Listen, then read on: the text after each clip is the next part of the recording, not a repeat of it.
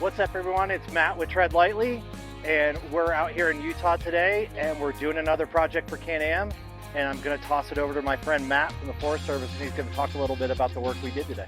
Cool, yeah. So I'm Matt Hills with the Forest Service. Today we all came out and we really wanted to improve this trailhead because it wasn't very obvious. So we've got our nice new trailhead sign, a great brand new map, and then we put in an access gate here so people know exactly where to go, and we can let cows in and out and everything.